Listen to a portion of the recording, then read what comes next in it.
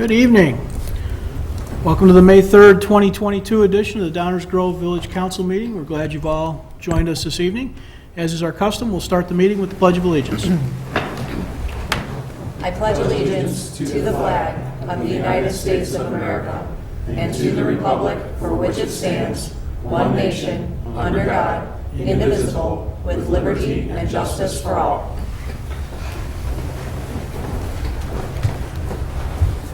Rosa, would you please call the roll? Mayor Barnett, Here. Commissioner Jose, Here. Commissioner Wallace, Here.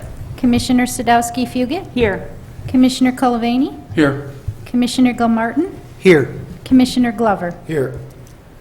Welcome all.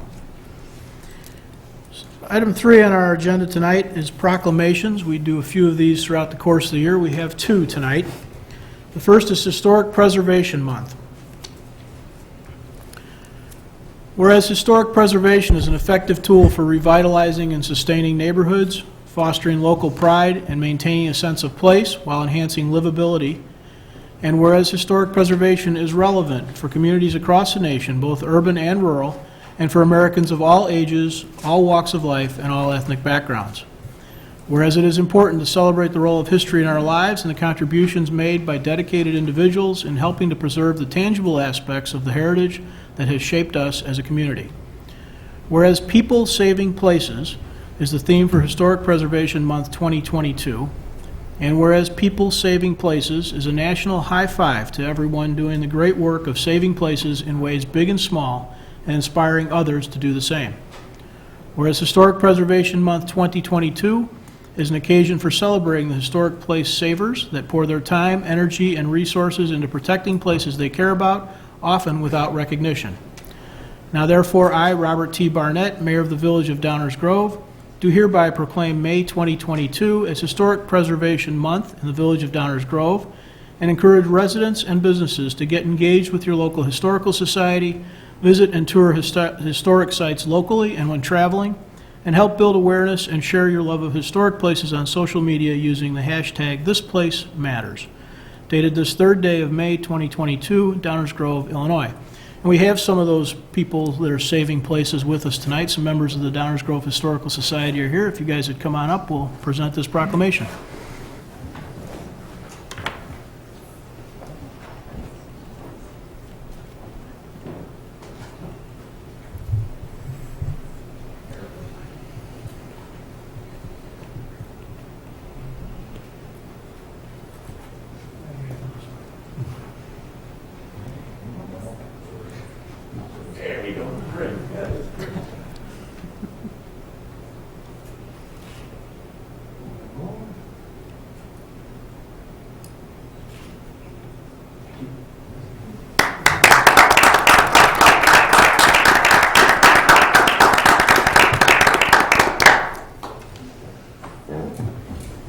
Good evening. My name is Amy Gasson. I live at 5320 Benton Avenue. I am the president of the Downers Grove Historical Society.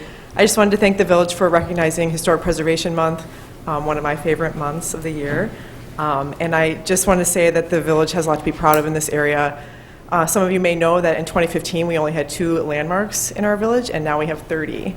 So that's a testament to the great effort of many people, groups, organizations, village staff, and the council, and the many, of course, specifically, especially the people that decided to landmark their homes and their property, because the village did that themselves with a few of theirs. So on a related note, we celebrate Downers Grove history this week with what we call Founders Day, and there are many organizations that help us put this all together.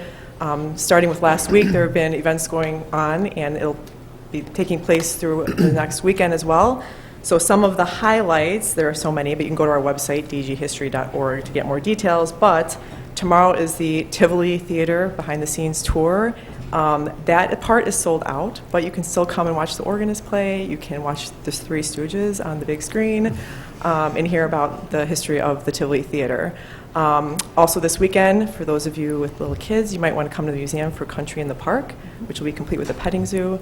But many other activities taking place, so please go to our website to find out more information. Thank you. Thank you.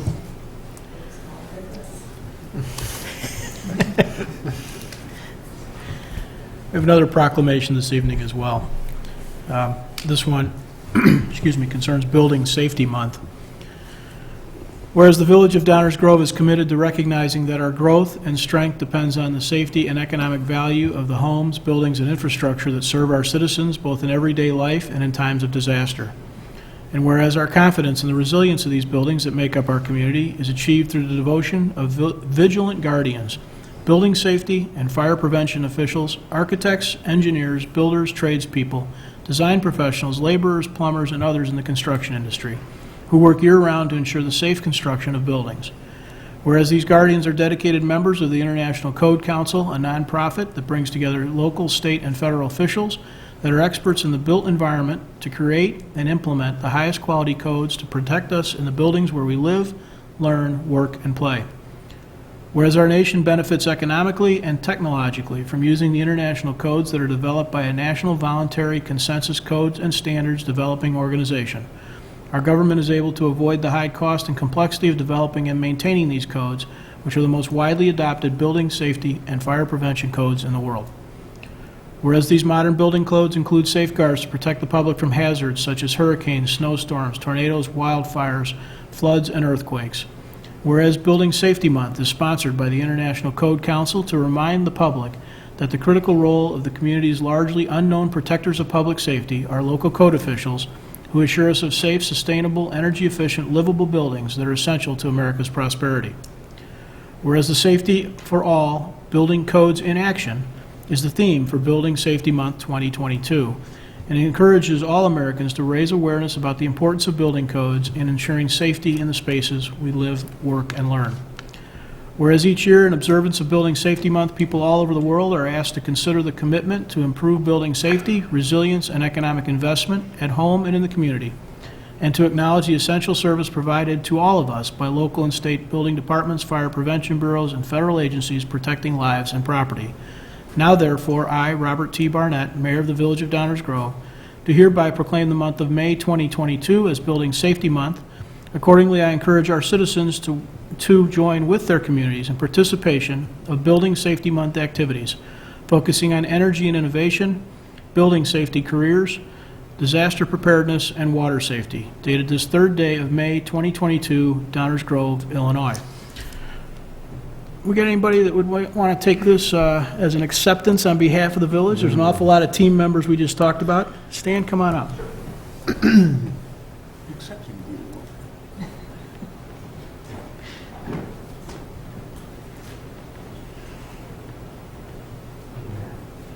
often this team is referred to as code enforcement, which isn't a lot of fun.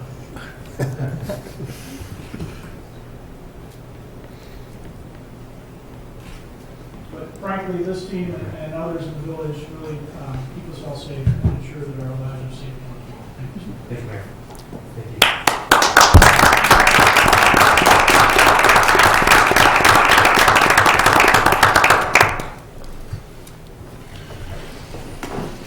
Item 4 on our agenda, minutes of previous council meetings. Is there a motion concerning such minutes? Mayor, I move that the council adopt the April 19th, 2022 minutes as presented. Second. Any comments or questions from the council? All those in favor say aye.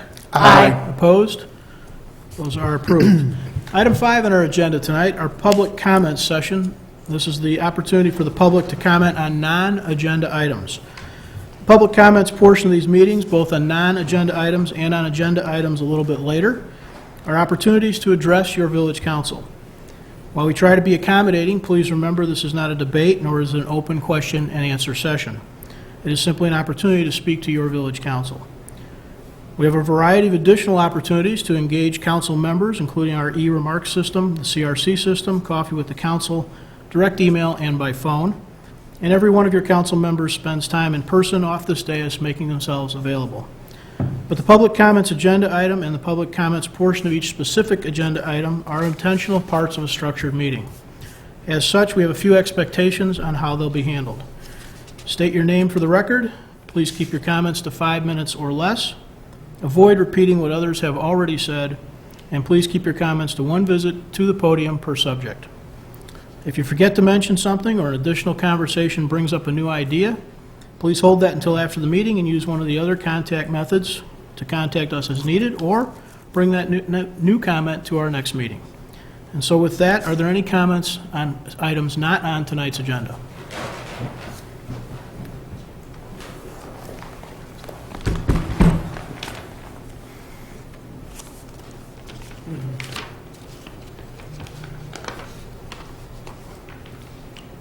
My name is Marshall Schmidt. The last time that I was able to appear before this council, the Mayor Pro Tem unceremoniously cut me off precisely at 5 minutes, 30 seconds short of completing my remarks. His action could not have been a better example of the point I was trying to make. You will recall that at the time I was dispelling the myth that this council had no power to stop or at least mitigate the loss of trees and history on the Longfellow property. Like the Mayor Pro Tem, you had the power to act by enforcing the zoning ordinance as it was written, or work with the community to salvage a compromise. Instead, you chose to exercise your power to amend the zoning ordinance to exacerbate the Longfellow debacle. Your choice is particularly hypocritical in light of the mayor's pronouncement tonight, purporting to honor Historic Preservation Month. Seriously? This council has no standing to make such a pronouncement when it actively coddled a builder destroying such history. Leaders are not measured by the amount of power they accumulate, but rather by how they choose to exercise that power. The Mayor Pro Tem and the council have failed this village miserably by that measure. So let me end well within my 5 minutes with the myth that I was dispelling when I was cut off, namely that the village council was powerless to stop or limit the obscene overbuilding that has begun on the Longfellow property. By adopting the zoning ordinance amendment, the council shirked its responsibility to enforce its own laws and to honor its commitment to the character and history of the village. Every time they drive by the Longfellow property, the voters of this village need to remember that no resident of this village will ever again be able to look out over the last remaining open space that was once part of Pierce Downer's farm. No resident will ever be able to see 40 100-year-old oak trees, and no resident will ever be able to use a building that witnessed countless events vital to the history of Downers Grove. Such will be the legacy of this council, no matter how many excuses, rationalizations, or cop-outs members of this council offer to the public. This remnant from Longfellow symbolizes that legacy, which will haunt the village and members of the council forever. Given that I have plenty of time left tonight, I ask that you and the members of the audience, both in person and at home, look at what has become of Longfellow and take just 10 seconds to appreciate the consequences of how you chose to exercise your power. You did not save this space.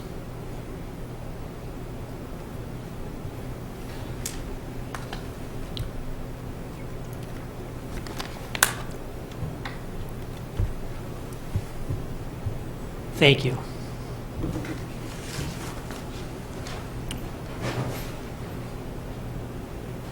Others with subjects not on tonight's agenda.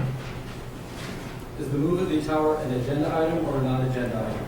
It is on the agenda a little bit later. It's one of about 5 or 6 associated with the facilities project. Anyone else not on tonight? Subjects not on tonight's agenda?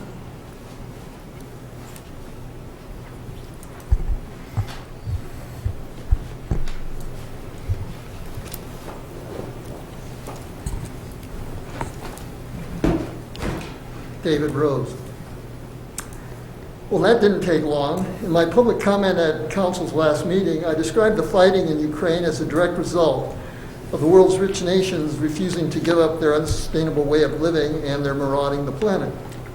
Last week, the U.S. Secretary of State, Secretary of Defense, and Speaker of the House visited Ukraine and essentially reaffirmed Bush 41's declaration, the American way of life is not negotiable. Affirmed, that is, the U.S. is not ready to give up its position as free-riding rentier exploiter atop the world's economy, even if that refusal means devastation of Ukraine, economic chaos everywhere, World War III, and the destruction of human civilization. Our leaders don't use those words, of course. They use more emotive but vague terms. We support Ukraine's right to defend our freedom and our democracy. Seymour Millman back in the 1980s argued the U.S. was a permanent war economy, which is to say when our leaders use the combination of financial debt and our military to keep the less powerful nations in line, war making is simply another business endeavor, a service key to keeping the domestic economy humming. Added bonuses, war serves as both an advert and loss leader to sell armaments to the world, and a mechanism by which to force a need to rebuild what war making destroys. However, when marauding requires taking on a nation no longer willing to be bullied and capable of punching back, consequences of war making become much less predictable. U.S. leaders caution Russia's from talking loosely about using nuclear weapons in response to NATO's support for Ukraine. Theirs is loose talk, really? After decades of U.S. presidents routinely asserting nothing's off the table when it comes to America's military endeavors, Russia's leaders must surely view such reaction as simply hubris and hypocrisy. Thus, for the foreseeable future, our waking up each day should include a sigh of relief we're still here. Have U.S. leaders put the nation on wartime footing? Not that I've noticed. Of course, the U.S. doesn't actually go through the formal process of debating and declaring war anymore because, well, if you're always at war someplace in the world, why bother? Then again, as Bush 43 encouraged in response to 9/11, as long as Americans keep shopping, we're showing our national resolve. Obvious question, how do you tell the difference between normal shopping and victory shopping? The kind that shows our enemies we're not so afraid of them, we stop shopping. Key question these days, however, will we be able to keep shopping? For at least the past 3 decades, and especially in places like Downers Grove, Americans have grown accustomed to their cocoon of comfort, an expectation that whatever chaos was going on outside, one was safe inside one's political economic castle. That notion is now being decimated at every layer of encasement. This shocks us because we were encouraged to believe the world had changed forever in a good way, thanks to the ravages of capitalism's business cycle being tamed by the world's political leaders and central bankers, led by those in the U.S. To believe, for example, financial markets and real estate markets only go up while inflation never does. These and other such illusions of optimism are now being dashed. Uncertainty and bouts of despair as ineluctable features of life are spreading from the poor to just about all of us. The list of challenges is long and growing. Notably, the overpriced financial and real estate markets are about to correct because the Federal Reserve may finally be moving to return interest rates to their historic norm and then some. Why the move? Because the price inflation in assets welcomed as rising wealth has morphed into price increases not so welcome when manifest in the stuff we need to live and work each day. People are going to love paying property taxes in the face of falling real estate prices and rising food and fuel costs. How do you stimulate growth and spend your way out of an economy beset by such conditions? Asked differently, how do you get rid of inflation when it's grounded in the reality of shrinking raw material production and dwindling non-renewable resources? Whatever notion of unity Americans believed existed in the country before has been shattered by these realities. Whose ox is going to be gored is the key question underlying the upcoming November election. Thus, at every level of government, political leaders are in a tough spot. They need to avoid creating panic and making things worse, admitting on one hand everything feels unpredictable and even dangerous right now, but claiming on the other hand life will be okay again soon, whether they believe that or not. Wrap it up, David. Which means, as we see in Downers Grove, they need to act like they care and know what they're doing, even when they don't. Not even the highly paid bureaucrats instill complete confidence these days. Welcome to payback time in America. The chickens of hubris and self-delusions are coming home to roost. Anyone else with subjects not on tonight's agenda? We will get to similar opportunities when we go through the agenda items. Okay, item 5 is the mayor's report. I have just a couple of comments. Everyone is entitled to their own opinion, but not their own facts. I didn't make that up. That's pretty well understood. Some continue to show up here and present ideas, particularly as it relates to the Longfellow property, that present an inaccurate view of the ordinance, its past, and our collective future. I'm going to continue to assume that the subject matter is perhaps unfamiliar to some, that the details are extensive, and it's perhaps an honest confusion, because anything else could lead to more unfortunate assumptions. In fact, it was such misunderstandings and confusions that led us to feel the need to make the intentions of this body and those prior more clear. At its core, the issue is a very simple question, asked and answered also clearly during an earlier deliberation on this dais. If I buy the home next door, should my rights to use that property be different, diminished, or constrained, more or differently, than the rights as though my neighbor bought the same property? It's that simple. That's it. For all the talk, for all the back and forth, for the anguish, for all the rhetoric, that is the heart of the matter. If I buy the property next door, are my rights different than if the guy across the street buys it? If lecturing and talking down to this council is somehow cathartic to some, perhaps there's been some good done. That could be a good thing for our community to get past this. But it's saying the same thing inaccurately over and over doesn't make it correct, even if it's called a lesson and even if you're passionate about it. In the meantime, those watching at home should know this council takes very seriously its obligation to defend the rights of all in property and person equally. It's not a matter of kowtowing to anybody. Your rights are not different if you're a builder or a homeowner, if you're an attorney or a teacher. The village didn't own the property in question, didn't sell the property in question.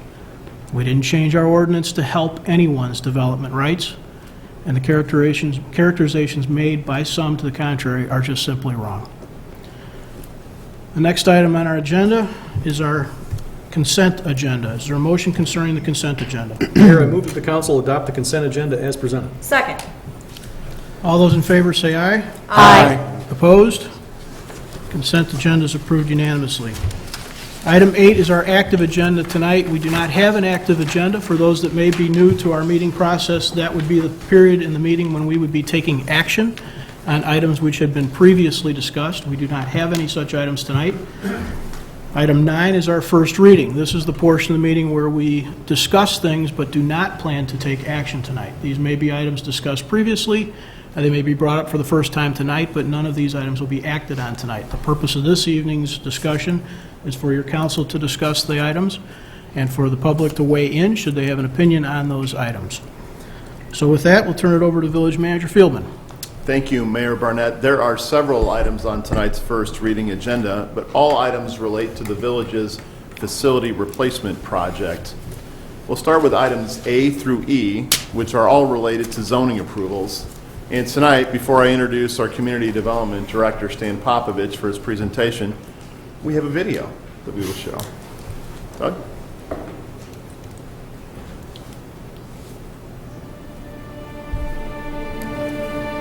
Welcome to an overview of the facilities plan. In 2021, the village completed a plan to replace the aging and inefficient village hall and police station with a new combined facility that would also include space for School District 58 administrative offices.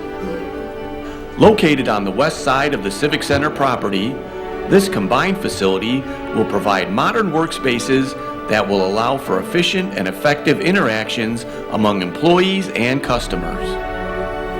The new building will include distinct spaces for the village, police department, and School District 58, as well as shared spaces like the new council chambers that can be used for a variety of public meetings and community activities.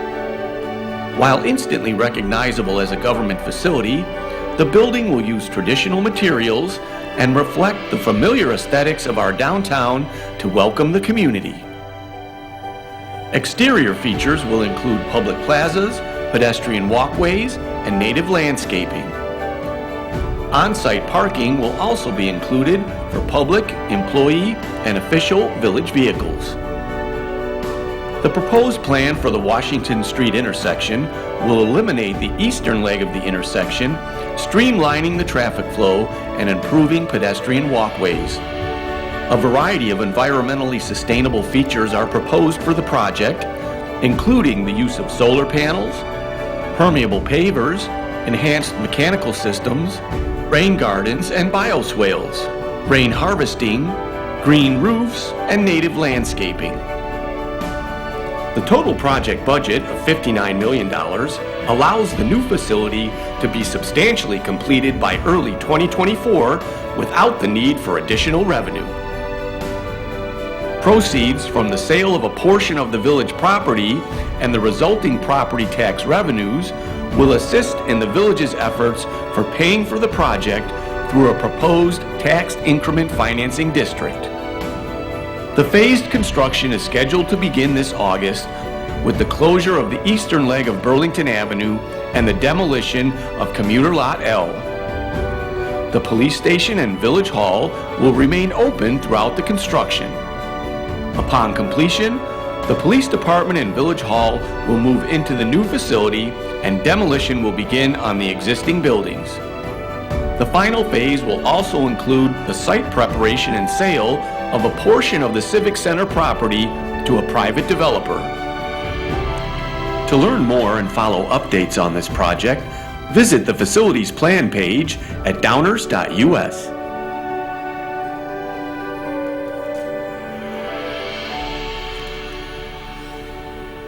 And with that, with the nice overview, I'd like to introduce Stan Popovich, Community Development Director, for further background on this petition. Thank you, Mayor Fielman. Good evening, Mayor and Council.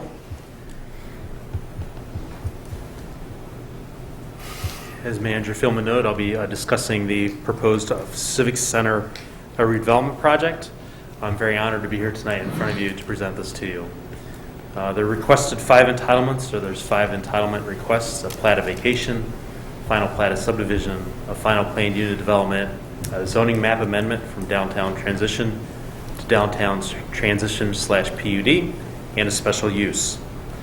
We're currently sitting in the Civic Center, which is just east of the downtown, shown here on the location map. You can see the site as it's currently zoned is downtown transition. Surrounding zoning includes downtown transition, downtown business, an M1 district for light manufacturing, and a R4, which is a residential detached house 4. The proposed redevelopment will not change the underlying zoning of the property. The proposal will only place a planned unit development overlay district on top of the DT zoning classification. As can be seen here and in this picture as well, the property does consist of multiple lots of record where the properties are sitting on currently. If we begin on the west side of the property, go through some of the existing buildings and uses on the property. There's an existing single-family home that has been since converted for offices. The existing police department sits in the middle of the site there by Belden and Curtis. Village Hall, where we sit tonight, is at this location. There's a fleet building and fleet garages in the far eastern section of the facilities here, and there's a 183-foot tall telecommunications tower. As you can see, there's a lot of parking lots in the area as well, so we have a significant amount of parking for various users, including fleet, visitors, and staff. And then we also have a pass-through lane here, a vehicular drivable connection between Curtis Street and Washington Street, which is just east of the police station there as well. So we do have some circulation on the site as well. The development plan proposes to move the existing telecommunications tower approximately 270 feet to the east and construct a new 199-foot tall telecommunications tower in this location shown on the map. And then to construct a new combined Civic Center building housing the Village Hall functions, Police Department functions, and the administrative offices for School District 58 on the west side of the property. You'll see that the little blue dot that was the former single-family home that's been converted to offices will be demolished with this plan as well. Once completed, the uses on the site will remain on the site in a slightly reconfigured location. So combined Village Hall and Police Department building will be in the orange here. A new fleet building will be, the existing fleet building will remain on the east side of the property. So the existing fleet locations will be at that location. A new telecommunications tower will be located on the eastern portion of the property. There will also be a variety of parking lots. As you can see, the fleet parking lot will remain the same. And then the new parking lot around the Village Hall and combined police station will provide secured parking for the police department and also parking for staff and also visitors to Village Hall and to visit any of the offices within Village Hall. And then finally, in addition to that, there will be a building pad here that's available for an apartment development that will be added to the site. So we'll be adding new multifamily. But in essence, the uses that are currently on site will remain on the site in a slightly reconfigured location. Next, I'm going to focus on the Telecommunications Tower. The Telecommunications Tower is an authorized special use in the Downtown Transition Zoning District. And the approval of the special use would allow the tower to remain on the property. The existing tower shown here in the picture is approximately a little bit over 40 years old, and it's existing lattice tower. To the top antennas, it's 183 feet tall. It provides these equipment and providers on the tower: emergency dispatch, the village communications, and wireless communications as well. The new tower that's proposed to be relocated will have the same equipment and providers on it as well. So we'll provide emergency dispatch, village communications, and wireless communications providers. The tower will be 199 feet tall to the top of the tallest antenna. So the important thing here is that this tower will provide emergency dispatch services to Downers Grove and nearby communities without a redesign of the regional dispatch communication network. So this is a very key tower, not only for Downers Grove, but for other communities in the area. And it will continue to provide residents and businesses in the neighborhood with wireless communication services. When we look at another graphic, we can see that the existing tower shown here is the red dot, and the proposed new tower is the green dot. Again, it's moving about approximately 270 feet to the east. Staff looked at various options for this tower location-wise, and the only location on the property that ensures that the tower would not fall on existing residential or proposed residential is in this area there. So there's a 200-foot fall zone for the tower itself. So to ensure that it doesn't fall on any public emergency services or the village hall, and not to fall on any residential properties, we did a 200-foot circle to see, and this is the area where this tower is required to go to meet that fall zone requirement there as well. And that's just east of the fleet garage there.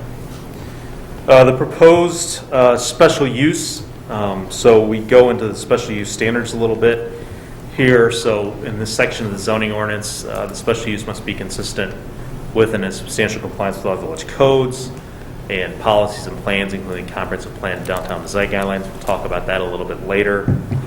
And we believe that it is in substantial compliance with those plans as well. The petitioner, the village, and staff here is presenting evidence to support each of those conclusions as shown. As I mentioned earlier, a telecommunications tower is authorized in the Downtown Transition Zoning District.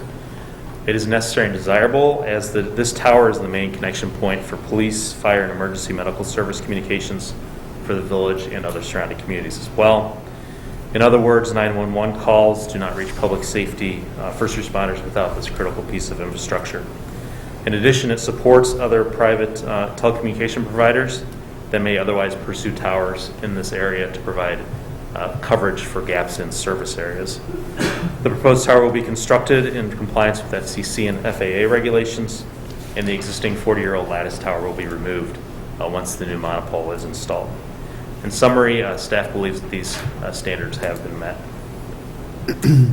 As previously discussed, the current site consists of multiple lots of record, here shown in red, and a public right-of-way, the Burlington Avenue right-of-way shown in green. The request is to vacate a portion of the Burlington Avenue right-of-way. This request is necessary because a portion of the new Civic Center building and a portion of the new parking lot and drive lane are within this right-of-way here. A plat of subdivision is requested for approval to create three new lots of record. Lot 1 on the left-hand side for the Civic Center lot, Lot 2 for the middle lot, which is the future apartment development, and Lot 3 for the fleet building and telecommunications lot. As everyone is aware, the village recently updated our design guidelines, and the proposed Civic Center building complies with these guidelines as identified in the Planning Commission staff report.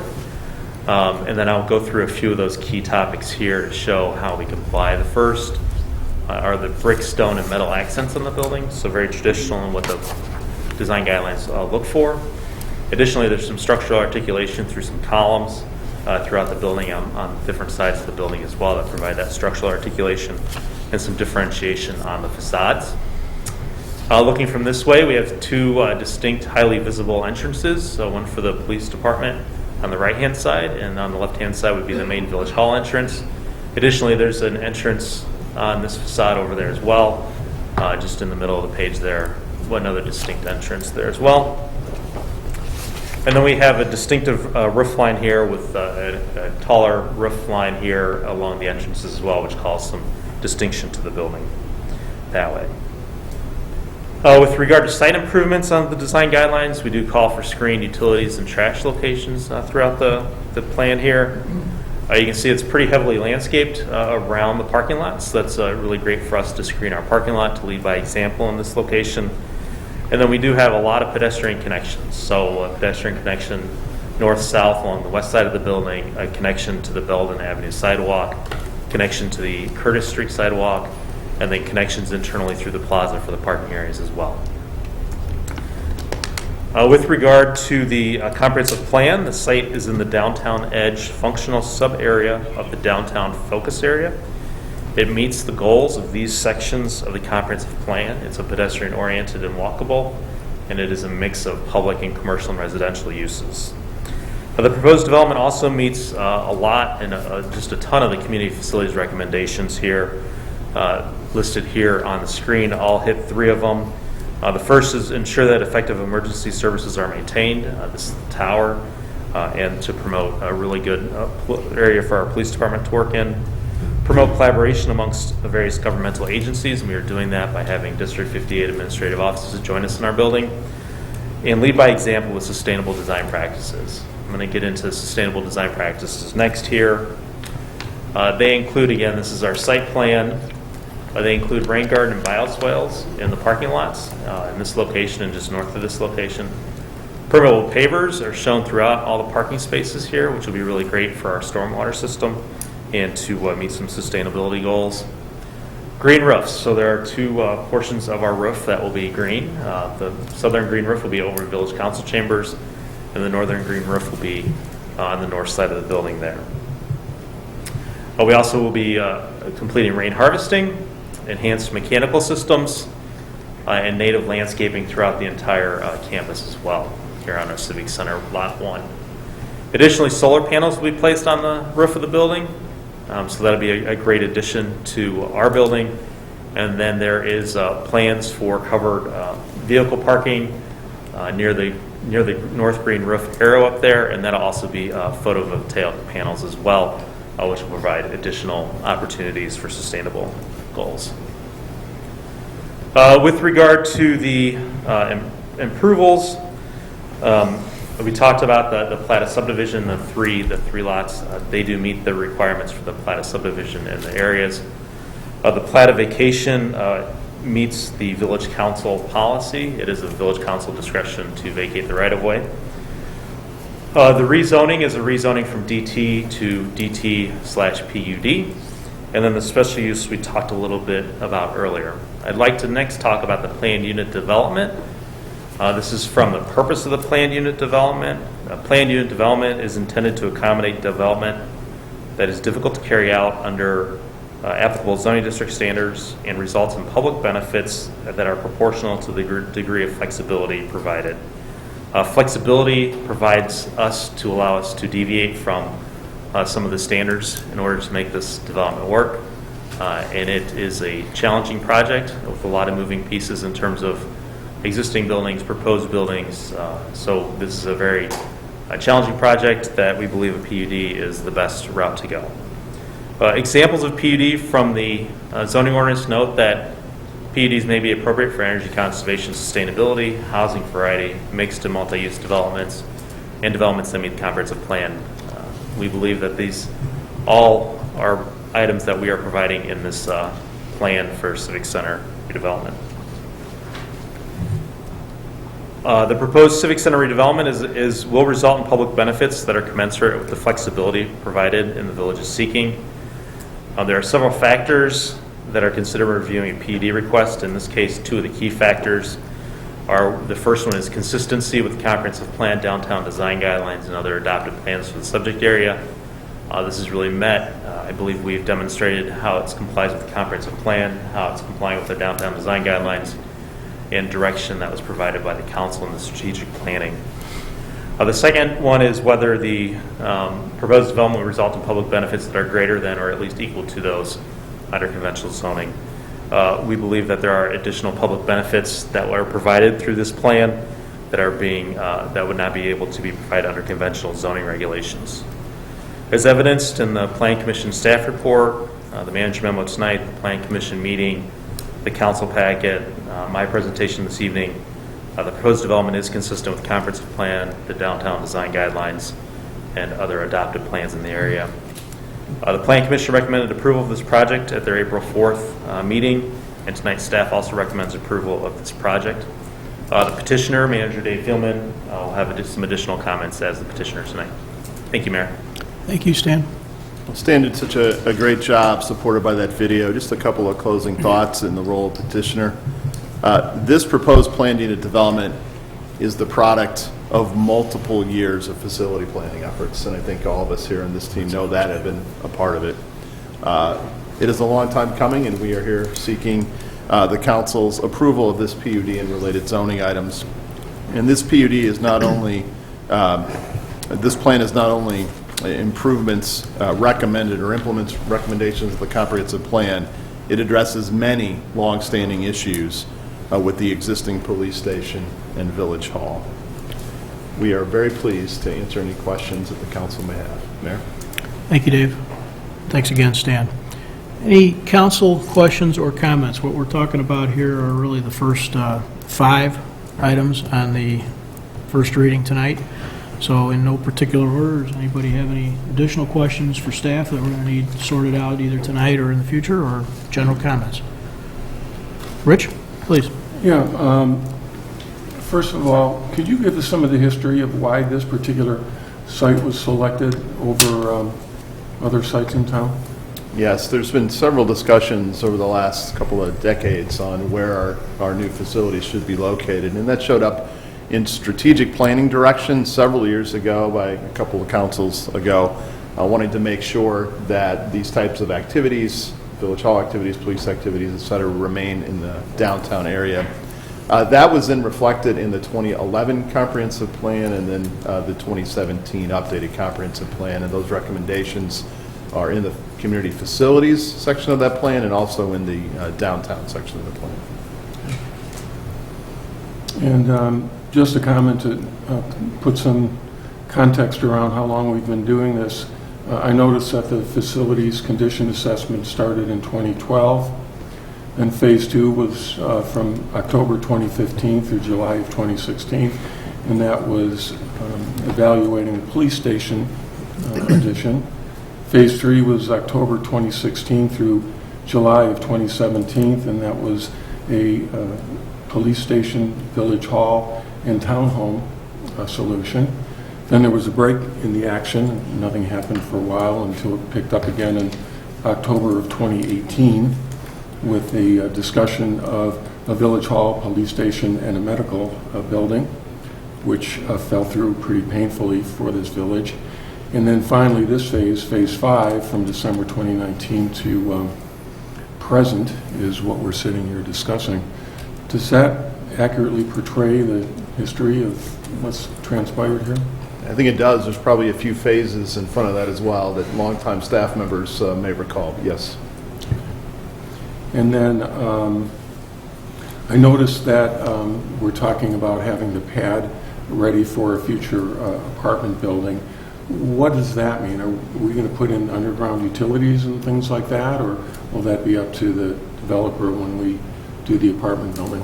So we're still working through the details of where the utilities will be placed or stubbed. Our plan in general calls for that to be pad ready, so the utilities should be nearby.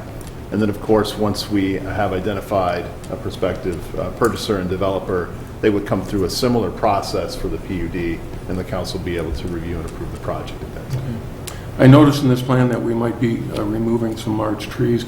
Are we going to be considering putting in some larger caliper trees as replacements? Well, those details are also coming at the final design when the council acts as the owner of this project. So when we get to final design, Commissioner, absolutely, we'll take direction from the council on those things. Okay. I think one final question under this section. The Plan Commission meeting, they talked about the fact of, or the proposition of turning the building 180 degrees so that the plaza would be facing downtown. I presume there's some reasons why that's not feasible, but can we offer some explanation as to? The shortest, most succinct answer to the question of the orientation and layout of the building is a combination of grading issues and the phasing, making sure that we can continue to keep the existing police station and existing village hall operational while the new building is being constructed. Thank you. Thank you, Mayor. Thank you. Others? Greg? Thank you, Mayor. Excuse me. I'd just like to thank Commissioner Colavani for running down the history on the facilities project. He gave a nice little summary of my tenure here on the council. It seems like we've been talking about facilities the entire time I've been up here, and I think you pretty well covered it. And it turns out, as Manager Fieldman noted, it went on for several years before that. My first recollection was pretty much right around the time I moved to town in 2007. There have been an awful lot of people who've worked on this project over the period of the last almost 20 years. And it's really a lot of fun to see it come to fruition with some of these presentations tonight. So thank you, Manager Fieldman, also for the understatement, calling it a multiple-year process. You're good at that sort of thing. I just want to weigh in on some of the things I know we're going to hear from the audience tonight about the cell tower. I think all of the standards have been met. In particular, I want to point out the health, safety, welfare. I don't think it can really be argued that because it's a 911 tower, it is not just not harmful, it is beneficial to the health, safety, and welfare. And ensuring that it's not going to fall on something like a residential building or a village hall is also a positive. And I think not only is not detrimental, but enhances the health, safety, and welfare. So if you ask me, all of those conditions and standards have been met, and I look forward to the rest of the discussion. Thank you, Mayor. Thank you. Others on the council? Okay. On these first 5 items on our first reading agenda tonight, if there's folks in the audience that would like to give us some comments and some input, please come on down to the podium. Ron Olson, 704 Maple Avenue. If I were to tell you 12 months from now this project would be a complete mess, what would you say? What could cause the mess? What comes to mind? These questions should keep you up at night. I can think of a few. What happens if you don't sell the parcel? What happens if the parcel you sell does not generate the tax revenue in your Tift projections? What happens if the tax revenue falls short or is zero? What if people do not want to spend $300,000 to $500,000 to be next to a 200-foot communications tower and a rapidly deteriorating fleet buildings that sometimes look like a junkyard? Where are these residents going to walk their dogs? Where are the green spaces? What if a lawsuit holds up the project? Versus, what about if you decide to move the tower? Keep the communications antenna on top of the police station, move the other equipment. There's a communications tower about a half-mile west along the tracks.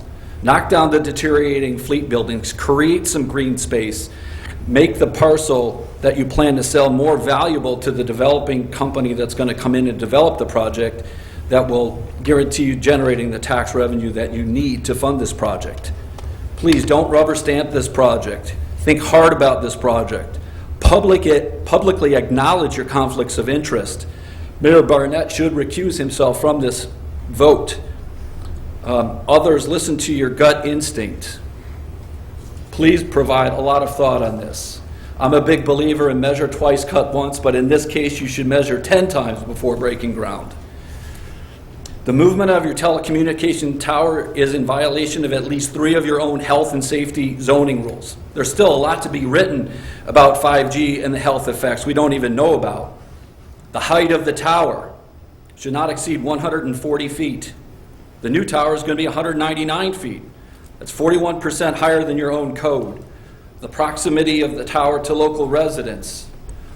I walked the current tower line is approximately 225 feet the residential property line. The new proposed location is 126 feet to the property line. The property line is diagonal. It's 50% closer. The code requires 597 feet surrounding that tower. The new tower will only be 126 feet to our property line. That's an approval above 373% above variance. The tower is not supposed to negatively affect surrounding residents' property values. Of course it's going to negatively affect our property values. The lack of screening required, there's nothing in that that's going to hide it. During the recent zoning meeting, the reasons given for the proposed tower location is mainly due to EMS function and its proximity to the police department. I'm a believer in trust, but also verify. We ask some simple questions. What's the minimum height of the police department's antenna to satisfy their requirements? The meeting, no answer was given. It was unknown. The lack of intellectual curiosity is confounding to me. What other locations outside of the immediate area were considered? Answer, none were considered.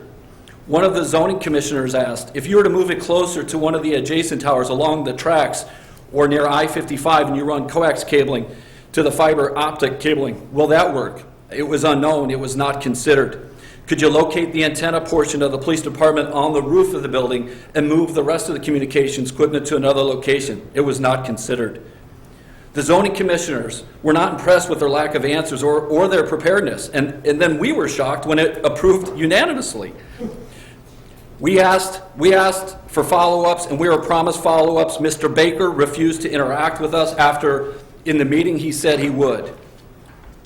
I ask you this, if this tower was proposed by a new private business in a new location in Downers Grove, would it be approved? No way this would be approved. Now the village is developing this project. It needs approval from who? The village. Isn't that a conflict of interest? Is there a code of conduct? The same person that's asking for the project is approving the project. In our last meeting, we took an oath to tell the truth and nothing but the truth. And I'm here to suggest there's two types of untruth going on. The first is a straight out lie. I'm not saying that's happening, but there's another one, a subtle way people lie, and that's a lie of omission. A lie of omission is an intentional failure to not tell the truth in a situation requiring disclosure. This project should be scrutinized with more careful eyes, not less. Public officials have a duty to all their residents. When there's a conflict of interest, it needs to be disclosed. Mayor Bob Barnett, a neighbor of mine, has the biggest conflict of interest here. I walk my dogs by his house almost every day. If he approves this, he's going to be voting in something that's going to benefit him financially, as his property value is going to be increased at the detriment of ours. Mayor Barnett should recuse himself. It will show character to take that action and preserves the objectivity of this process. Again, I'm asking the village here to measure twice, measure 10 times, cut once. Thank you for your time. Thank you. Others on first 5 items on tonight's agenda?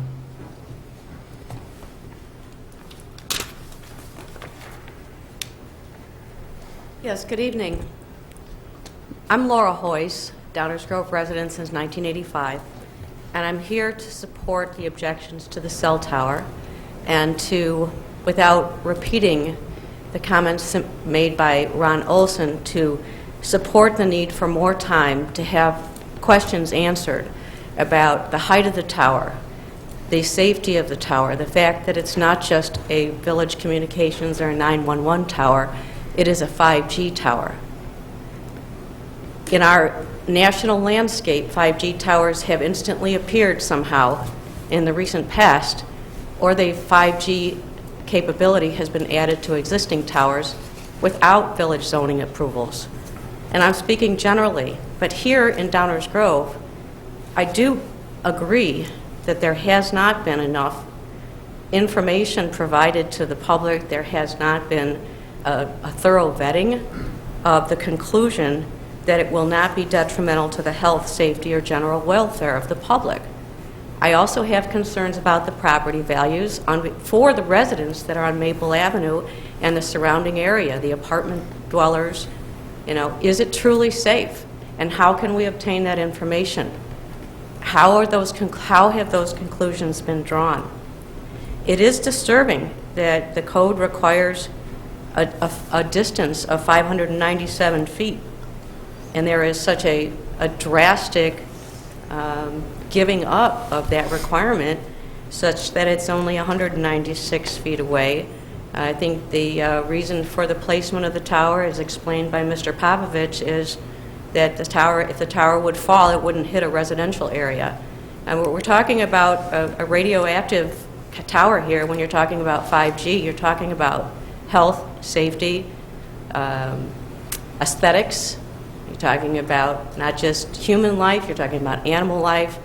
And, you know, I'd like to know if there can be information provided, more detailed information provided to the members in the surrounding area and to the public generally from Mr. Popovich or whoever has the capability to research that information. And if this is the first reading, will there be a second reading at the next meeting followed by a vote? If that's the case, I would ask that the decision on this matter be deferred until we have enough information in order to achieve the same comfort level that you apparently have, but we don't, with regard to the tower. Thank you. Thank you. Others on tonight's agenda?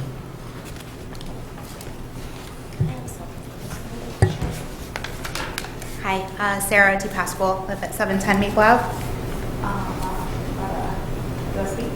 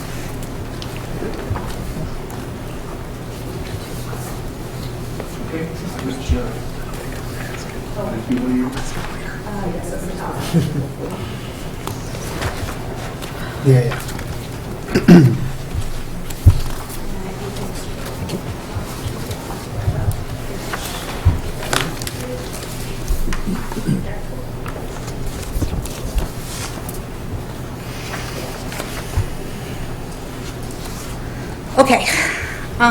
Thanks for allowing us to speak tonight. I know there's been a lot of discussion around this amongst our group and a bit online, and unfortunately it's had to come to that. I wanted to come at this at a different angle, right? So my husband and I are both transplants from Pennsylvania. I grew up in a small town in Pennsylvania. My husband grew up in Pittsburgh. We love architecture. We love history. We love social downtowns. So Downers Grove was a great fit for us from just a general life perspective, right? When we moved here, we bounced around in apartments. We eventually bought our first house in Bolingbrook because it was affordable. We were close to great neighborhoods, and we put a lot of work into that home and really, really loved it. We adored it. We were great hosts and had a lot of fun there, but we felt like we were missing something. We were missing that sense of community. And we decided in 2018 that we were going to sell this house that we worked so hard on after a holiday party here in Downers Grove with some friends. It was all the feels, right? It was everything that we felt like we were missing. And later that week, I started browsing housing. And of course, my husband's like, well, we're moving. So after looking at about 20 homes, we stumbled upon our house on Maple Avenue. It's a registered historic home, so fitting month, right? Preserving history. Our house was built in 1856. One of the founders of Downers Grove lived in our home. So this move of the tower is very significant to us. After living here for 3 years, 2 years in COVID, I'm happy to say that our neighbors are like family. They welcomed us in. It's been amazing. So I'm glad we have them here to support, all of our agendas and kind of talk through this with you guys together. when we first moved in, there was a lot of discussion around what was going to happen in our backyard. So the fleet area, the garages, things like that. We knew the plans were coming and reiterations as you've gone through, Mr. Calvini. There's been a lot of discussion about what might happen. So ultimately, we hoped that it would be better than what it is today. That is not going to be the case for us if this tower moves to our backyard. We attended the open house as we got the invite for it. We were a bit taken back about how under-communicated the tower move was. It was literally a green dot on the map. And I think the folks at the meeting were quite surprised about how upset we were about it. So much so that they actually came to our homes the following week, took photos, and again, we're very surprised at the view that we had currently, and then what it would look like with a 200-foot tower back there. So we kept, trying to work with them, continue talking and stuff. Coming to the Plan Commission meeting, we raised our concerns that Ron's already discussed. Were there alternate sites reviewed? No. Was there any kind of impact study done if we were to separate the EMS versus the private leasing? No. What's the impact to our property value? We don't know. The aesthetic and quality of life you guys are preaching with this plan, the aesthetic of this building needs to fit with Downers Grove, but then you're going to jam a 200-foot tower right there. It doesn't fit. Sorry, one sec. So then talking with Mike Baker, as we mentioned, he was very open during the meeting that he wanted to work with us.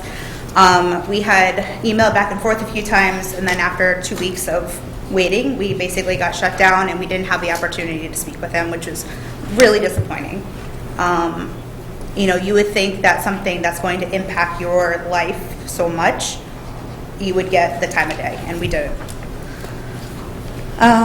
So I wanted to point out a few things. I do have image 3 up here. It was kind of the communication with Mr. Baker, so that you guys are just aware. I have the full thing if folks want to see it.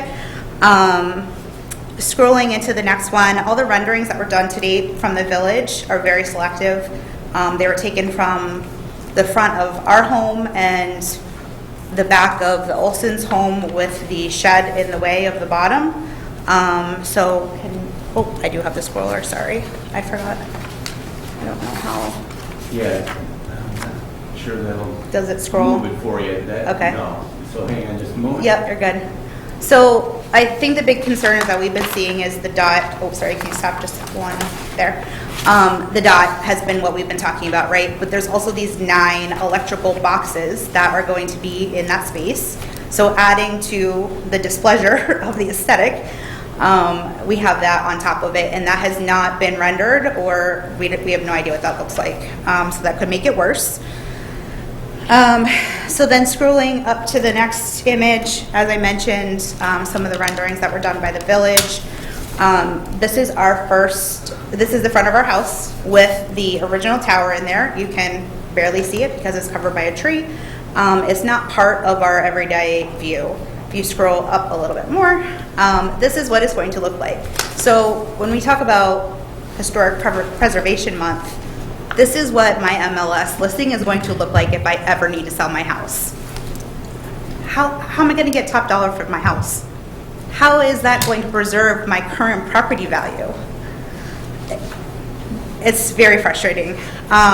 So then scrolling on, sorry, I keep interrupting, appreciate it. I took some personal photos from my backyard. Yes, you see the tower over onto the left there, but it's moving directly in our line of sight. This is going to be our everyday view. Now, when I sit at the back and we have a fire at night, I get to stare at that. Not great. So, I mean, it goes on and on. I've got some other additional photos from the neighbors' homes and stuff. I appreciate that these are not to scale, right? I don't have the fancy software to do such thing, but I did pull the rendering from the plans and dropped it in the photos and tried to size it as appropriately as I could in comparison to the current tower. So if we scroll up, just a couple more photos of how lovely it's going to look.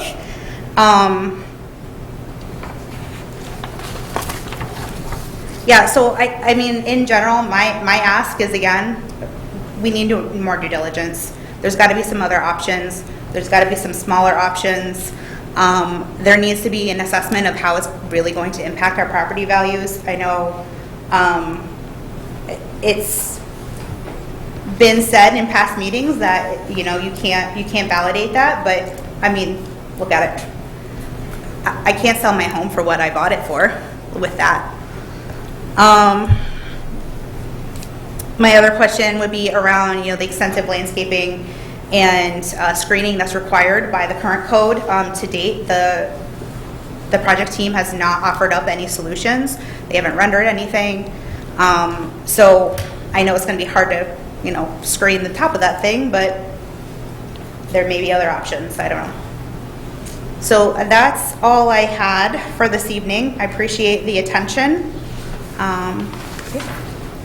Thank you.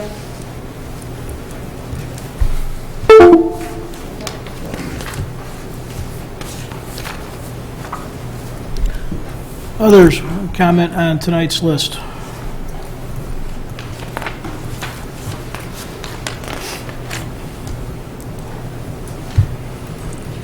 Good evening, Mr. Mayor, Village Council. My name is Matthew Klepper. I live with my wife and 3 kids at 702 Maple Avenue, so 2 doors down from Sarah, who just spoke. I'm going to try not to repeat some of the points that have already been made. I would like to start with the point that Mr. Olson made about what I perceive to be a conflict of interest on the mayor's part. It's not an exaggeration to say the single residents in all of Downers Grove that will benefit the most from the relocation of this cell tower is hit. Under any concept of municipal ethics, he shouldn't be voting on something like this. You know, as has been referenced, we came to the open house to find out more about what was going to happen. The cell tower itself was undersold. Right? It was just a little dot. We had a dialogue with various village officials, Mr. Baker, Mr. Friedman.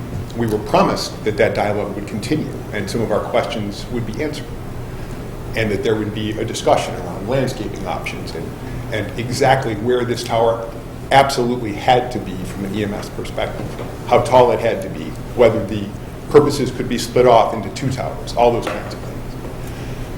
We were promised that dialogue, and at the last minute, the village staff decided to change their minds and say the only dialogue you're going to get is on May 3rd. So that's where we are. I think this process would be helped if Mayor Barnett would recuse himself from any vote. I'm disappointed that he has been a public advocate for this project that would so personally benefit him. From a where do we go from here perspective, what I would like to see, is, as Sarah mentioned, is some actual engagement with us. You saw the photos.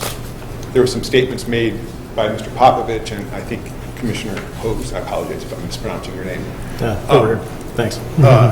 Suggested, well, you know, the safety, you know, is important and we're taking care of that. Guess what? If this tower falls, my neighbors have kids. It will fall in their backyard, right? We're not improving things from a health and safety perspective. We're making them far worse. When you all passed the code, you had a good reason to say any tower in this district needs to be 3 times as far from any residential property as it is tall. By the way, it mimics other village codes. It's a bit of an industry standard. And as Mr. Olson indicated, if a private developer came to you and said, here's our plan, we would like to just utterly obliterate the health and safety provisions of your own code so that we can put a tower where we'd like to put it, you would laugh that developer out of this room. He would never even make it to this room. But yet when it's the village that's the applicant, and what I unfortunately perceive to be a bit of a legacy project, it appears that this is just going to get rubber stamped and approved. And that's just, it's disappointing as somebody, this is the first village council meeting I've ever attended. I generally just let local government do its thing. But to ignore all of your own standards, to refuse to even engage and try to answer the questions that have been asked in email, in public forum, that's not good government. That's not local government. That's, you know, what I've seen so far, and what I heard Mr. Schmidt talking about with the Longfellow issues, which frankly I don't know the first thing about. I don't know whether those decisions were justified or not. It's on the other side of town for me. But what I've observed is more akin to 1970 Soviet Politburo than 2022 and local government. Because let's be honest, we shouldn't have a mayor out pushing for a plan that will help his property. right? We shouldn't have a plan commission that unanimously approves a project when their own health and safety standards are being ignored without anything other than a bare conclusion that this is the only place the tower can go.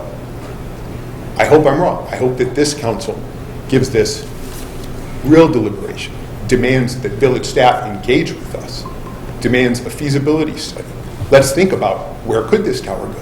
How high does it have to be? Other communities are apparently outsourcing some of their EMS to us. Can we consider doing that in reverse? I don't know the answers to any of these questions. We've asked them. No answers at all have been given. Presumably, if you ask them, village staff will have answers. Thank you for your time. Thank you. Others on these 5 items?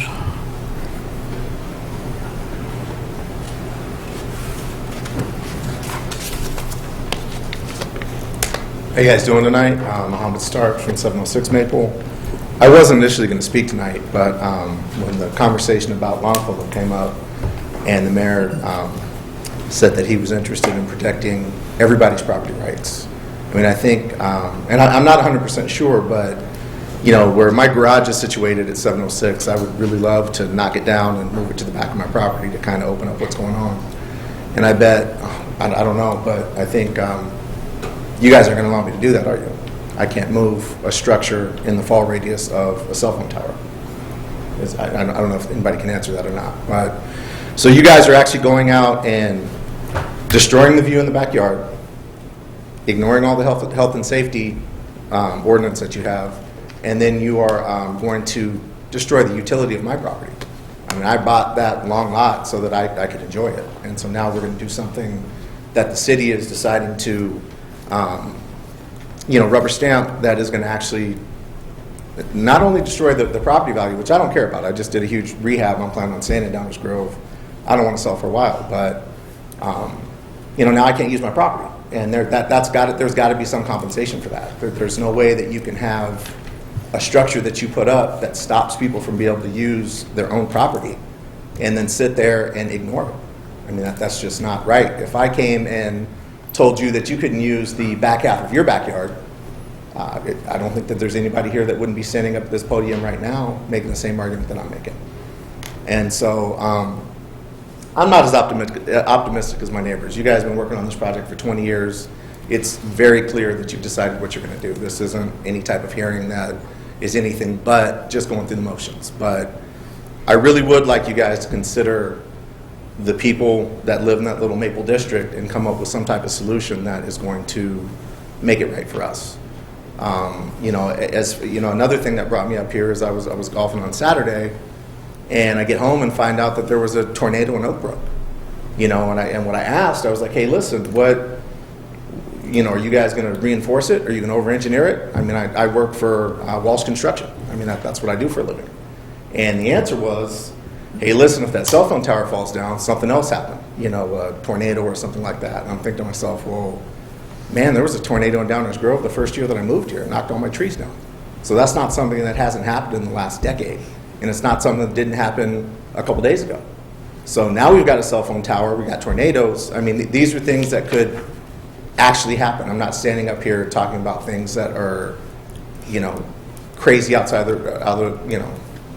that aren't a possibility. So, I would like to see you guys show me where you're going to over-engineer the tower. So if a tornado does hit it, it doesn't fall down.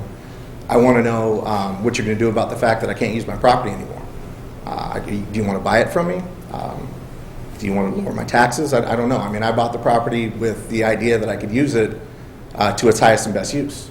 So I don't know if those are things that have been considered, but I think that they're questions that need to be answered, and not in a you can send me an email and we'll get back to you sort of way. I mean, I have a job. I don't have time to chase you guys down. That's why I'm here tonight, to raise these questions. You guys are our officials. You're supposed to be governing our community, and I'm reaching out to you right now and asking you to reach out to me as a citizen and let me know what you're going to do about it. I shouldn't have to go get an attorney or send emails or go have coffee with you guys. I mean, this is my home. I live there, and you guys are negatively impacting it. And those answers should come from you. I shouldn't have to come up here and beg for you to tell me why I can use my own property. That's what I have to say. Thank you. Thank you. Others?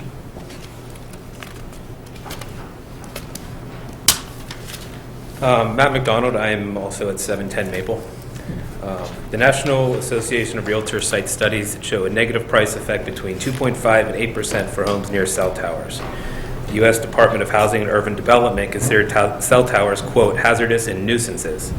A survey by the National Institute for Science, Law, and Public Policy found that 94% of people would expect to pay less for a property near a tower, with 79% of people saying under no circumstance would they buy a property near a tower. The village itself acknowledges that towers are undesirable. The presentation documents, as well as the village website, all state the desire to prevent the construction of new towers in the immediate vicinity. There would be no reason to prevent new towers if the village thought that they were desirable. Village code states the purpose and intent of the code is to protect residential areas from the adverse impacts of telecommunication towers, and the towers should be located in areas where the adverse impact on the community is minimal. Again, clearly acknowledging the towers have an adverse impact on the residents. The village plan lays out the need for the tower, the reasons the tower is being placed where it is. That location is farther away from downtown, farther away from the new village hall, and as far as I can tell, farther away from every residence except for homes, including my own, along Maple Avenue. Throughout the entire planning process, the open house, the plan commission meeting, I attempted direct communications with village managers. And at this meeting, there's no mention of the negative impact for the homes that are being most affected by the construction of the new tower. The review and approval criteria for telecommunication towers, specifically criteria number 3, states the proposed use will not, in this particular case, be detrimental to the health, safety, general welfare of persons residing, working in the vicinity, or be injurious to property values or improvements in the vicinity. The plan states that this criteria is met. I think the criteria is met for everyone in village except for the homes on Maple Avenue. Does the village truly believe the location of the new tower will not be detrimental to our general welfare or injurious to our property value? Being 400% closer to the tower than what code should allow is a good thing. The fall zone of the tower extends 50 feet into my backyard. Again, is that good for our general welfare? Well, my wife pointed out the fact that if we ever go to sell our house, the first picture anybody's going to see is a picture of our house with a tower behind it. And 79% of people would never even consider buying that home. As several other neighbors have said, we've reached out and attempted to communicate and got very little response. So if the only way our voices are heard are at the public comment meetings, I'm asking the council to act on our behalf to represent the residents of the village, all the residents of the village. Have somebody explain to us how this tower is not detrimental to our homes on Maple Avenue specifically. And if they are detrimental, something should be done to protect our property value and our general welfare. Thank you. Thank you. Others, subjects not on? Before we go on. On down, please.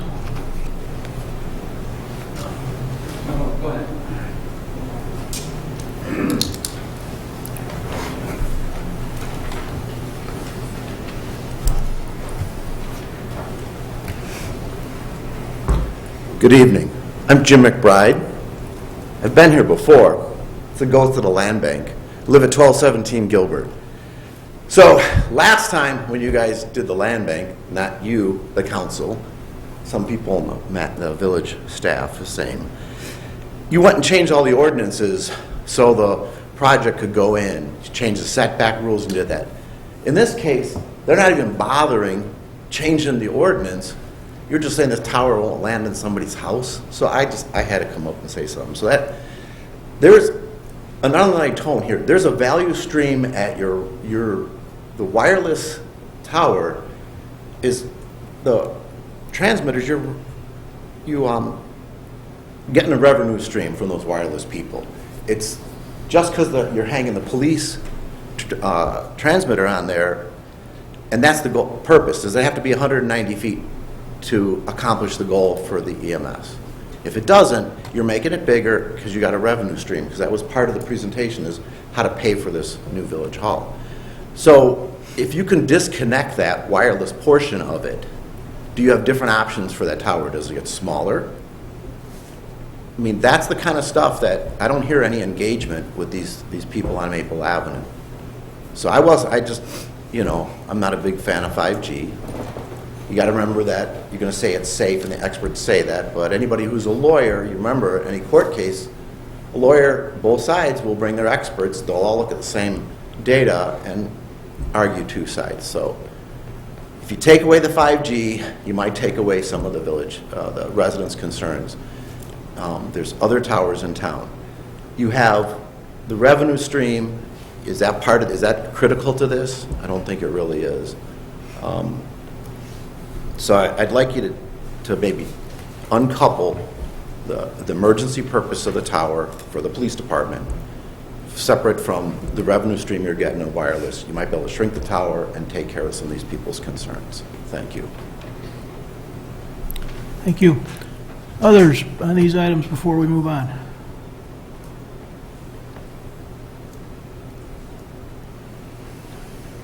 Okay. Any other council comments or questions before we move on in the agenda?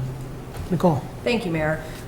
If I can get some information from staff on additional screening, I would appreciate that. Also, I had a question regarding the current tower.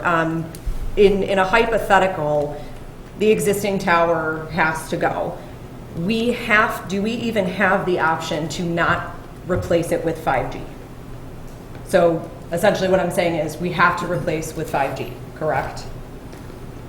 Or no? The equipment on the tower by the private carriers is regulated by the FCC. So local municipalities have very little discretion in that regard. Okay, so we have very little discretion in regards to it being 5G? Yes. Okay, thank you. And then the proposed tower, 190 feet, that I'm assuming allows for that co-location of future telecommunications. Can you guys speak to that a little bit further of why it is that height? It is that height to accommodate the existing municipal uses, the existing private wireless carriers, and it has additional capacity for any future use that should be deemed necessary. Okay, and if we do not leave that space for future use, what is the next scenario? More towers? That is likely the case, yes. Okay, thank you. That's all, Mayor. Thank you. Danny, please. I just wanted to piggyback on one thing that Commissioner Wallace stated. In regards to the 5G, is there any other equipment or functions being added to this tower that's not currently on the tower that we have now? No. No new equipment. Okay. Right? Thank you, Mayor. Well, there's nothing to get discussion going like litigation threats and the discussion of the Soviet Politburo, but yeah, I think it's important to remember that the property already has a tower on it. It's already 188 feet tall, if memory serves. We're talking about an additional 16 feet, and we're talking about moving it by my quick bad math, probably about 1/20th of a mile, 270 feet. I mean, it'll be this, you can see it in this part of your backyard rather than this part of your backyard. And we've seen, visuals to that effect. I think, it's important to recognize that we're not talking about putting a tower where one didn't exist before. There's one basically right next door. And the gentleman who spoke earlier was right. I don't think we're paying for a $59 million project with cell tower revenue. Thank you, Mayor. Leslie. Yeah, just to piggyback off of that. So because the site already has a cell tower, do we have any way of teasing out how far a cell tower would have to be for it to impact real estate values? Is there any way to kind of identify and tease that out? We can take a look. Okay. Doubt it.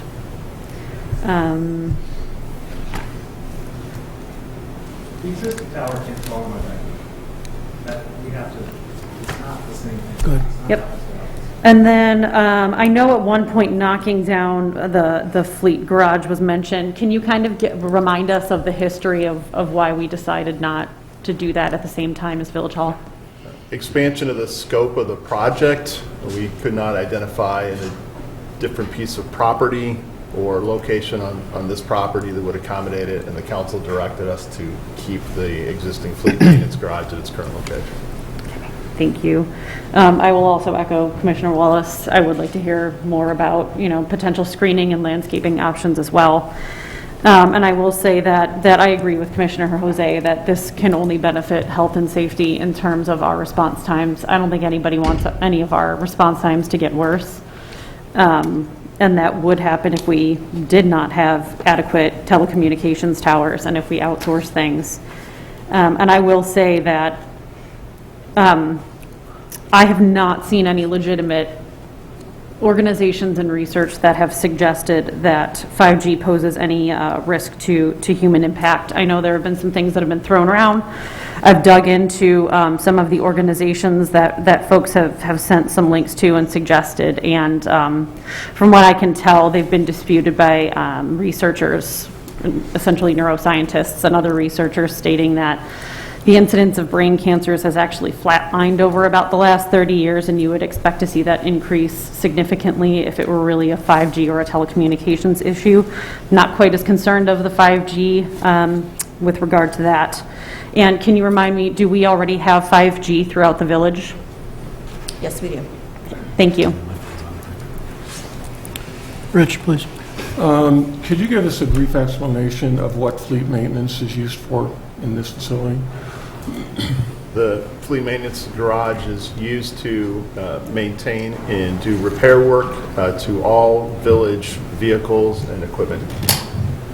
Including fire engines?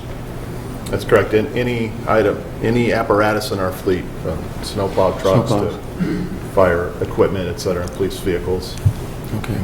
If we were to completely remove the tower that's been there for some 40 years in these people's, a different section of their backyard, what would the cell phone carriers be likely to have to do to keep cell phone service available to those residents and businesses? They'd have to relocate to another tower or propose to build their own tower. Okay. Now, in the preparation material, it said that we are part of the DUCOM network.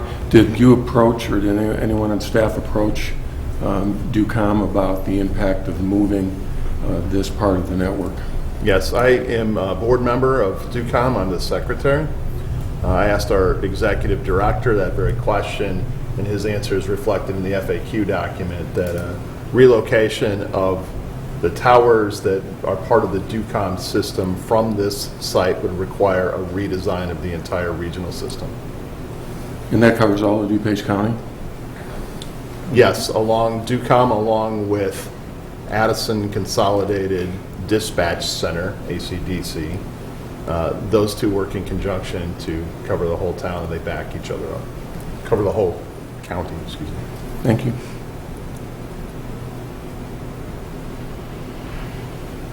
Anything else, Rich? Is it time for comments, or are we still asking questions? Or I'll yield to my colleagues. I have something more to say. For those that are watching, just so you understand the process, first readings are this. They're back and forth, they're questions, they're comments, et cetera. It's people trying to sort out what next steps ought to be. Chris, please. Thank you, Mayor. Do we have a sense of the difference in footprint or width of the new tower in comparison to the current tower? The current tower is a lattice tower. The proposed tower is a monopole design. Appears that the new tower takes up less footprint space. Okay. And therefore sort of less mass as you go up it in terms of the lattice tower. And then in terms of the way that the monopole is affixed to the ground in relation to how the lattice pole is, I assume there's a difference in that. And do we have a sense of its safety improvement versus the lattice pole or the lattice tower? We can work with the design engineers to get an answer to the question of the structural design, structural engineering design. Okay. Thank you. Yeah. Anyone else, council, with questions or comments? You had some comments, Rich? Sure, go ahead. You know, we have to make a lot of decisions when we sit up here. Some of them are tough. Some decisions are made for us because of circumstances. We have a lot of unique circumstances related to this site and the fact that we've owned this site for many years. This building, we found out a few weeks ago, was built in 1908, and so it has some definite challenges. We've been doing our due diligence at the village as to how to deal with our police station, and they've been suffering with really subpar and substandard facilities to the point where it could even impact our CALIA rating, which is something we're very proud of because we're ranked in the top 1/2% in the country. But our ability to continue having our police operate. Also, this building is oversized. It's got an improper layout for modern usage. We specifically decided to have this project here. In the next topic, we'll be talking about the tax increment financing district. And as you can see, that is essential to what we're doing in that we don't have to raise property taxes in order to pay for this building. So the incremental tax revenue that we get from the proposed apartment building is essential to this. Now, there are certainly some risks with that. We don't know what's going to happen with the economy, but I feel that we need to move forward on this. We did make a decision as a council to honor the work that was done before us, so we didn't have to start back to phase one. I was personally involved with trying to move fleet maintenance a couple years ago. It was actually one of the things I brought up when I was running some 3 years ago, and then came to find out the only possible place we could have put it is next to our other facility on Walnut, which is owned by the Downers Grove Sanitary District. So I called up their executive director and I asked them why couldn't we do something like that. They said we need that space because of the new EPA requirements. So that was our one best chance, and it kind of flittered away. Not because I didn't want to have that happen. It wasn't because I didn't want to move that facility from downtown, but it was just based on the nature of we don't own a bunch of property and we can't do that. So we decided we wanted to keep the police station next to Village Hall for a lot of good reasons, including good communications. So we're kind of stuck with that. We also believe that this is being a major footprint addition to our downtown transition area is another reason that we did that. So we look at the various things that we have to take into consideration. Unfortunately, it's the only spot on this site that this thing will happen to fit. I understand people's concerns, but every single one that came to the dais bought your property with a major cell tower that's been sitting there for 40 years. And it was there, and it's been there. So what we're doing is trying to get a more attractive pole 270 feet to the east because it's the only place we can put it. And I think that's all I have to say, Mayor. Thank you. Thank you. Others? Okay. We will talk about this again next week. And with that, we'll move on in the agenda. Dave, you have more for us? Yes, Mayor. The final three items on tonight's first reading agenda also have to deal with our facilities project and how it's financed. These three items would create a tax increment financing district, and Director Popovich has additional information on this item as well. Thank you, Mayor Spielman. Good evening again, Mayor and Council.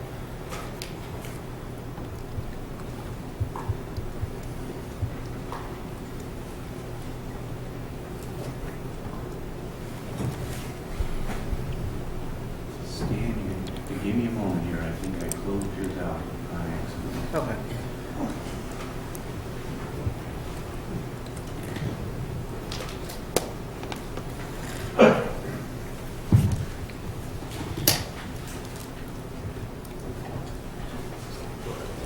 So tonight is the first reading for the proposed Washington and Curtis Street Tift District. There are three ordinances for consideration in front of you. So I'll be covering those three items there. You may recall we had a public hearing for the TIF on April 12th at the Village Council meeting. So now this is the next step. The TIF district encompasses the village's Civic Center property that we're currently sitting on, and then some right-of-ways as well. So it's really just the village's own property. That'll be the tax increment financing district. And the TIF is the funding mechanism to capture revenue from the private redevelopment that is proposed on Lot 2 in the whole redevelopment project there as well. Hey, Stan, let me interrupt you for just one second. Let's drag our feet for just a minute. Sure. Can we pull this out of forum emails? The presentation? We've almost got it right there. Okay. Just for folks watching both here and at home, it's going to be better if we can see the overhead. Of course, Mayor. All right. It's going to be... Yeah, you can start there. That's fine. Pardon me? You can start right there. Good? Yeah, I'll just go through. Okay. Can you start the slideshow from that slide? Oh, pardon me. I will cruise through these.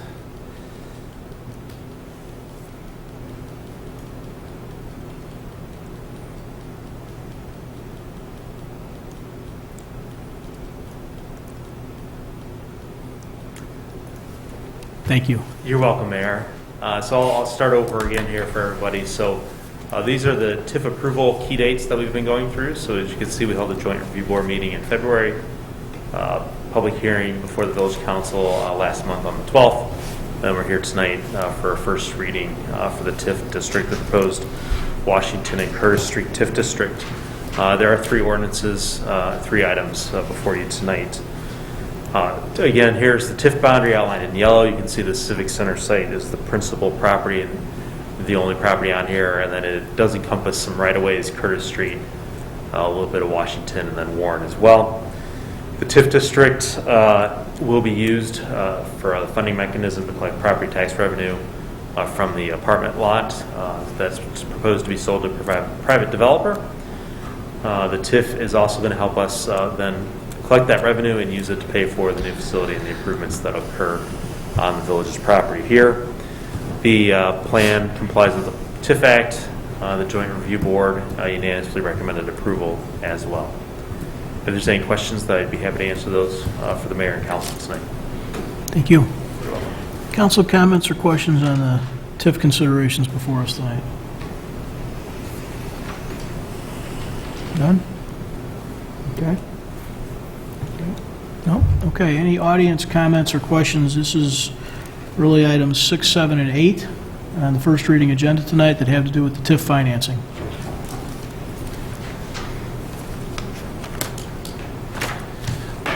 Ron Olson, 704 Maple Avenue. A couple questions that I just want to encourage folks to be thinking about the TIF plan is what happens if the TIF revenue isn't sufficient to fund the project. Does the project stop? Everybody's real estate taxes go up.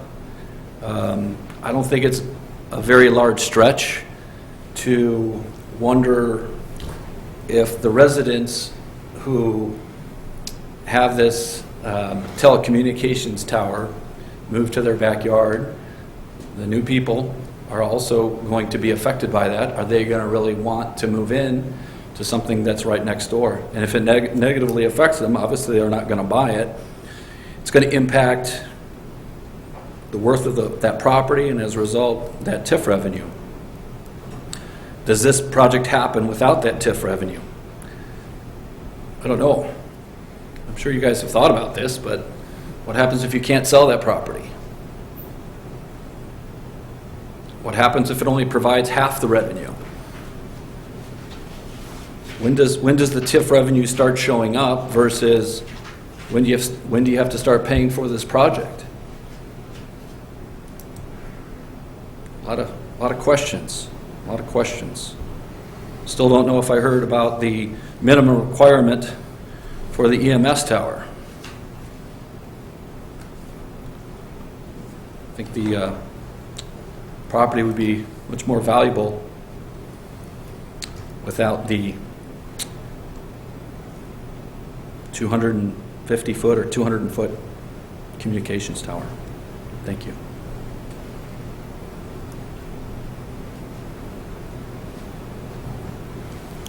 Others on these items?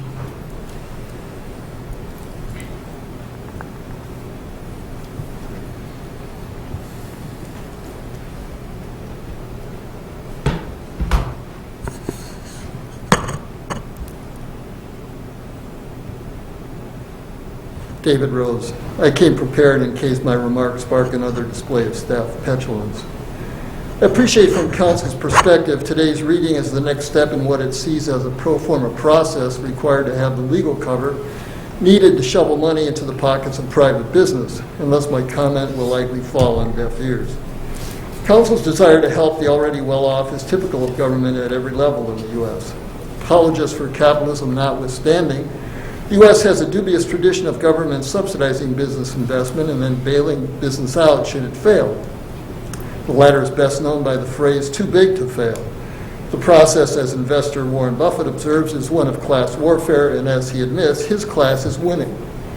I would argue the proposed TIF is a textbook example of how the Illinois TIF law has failed to achieve the objective of helping economically distressed communities and instead can be and is used by any municipality so inclined to put money in the pockets of private business under the pretext of localized economic distress. And we know from history, Council prides itself in being just such an obliging public community.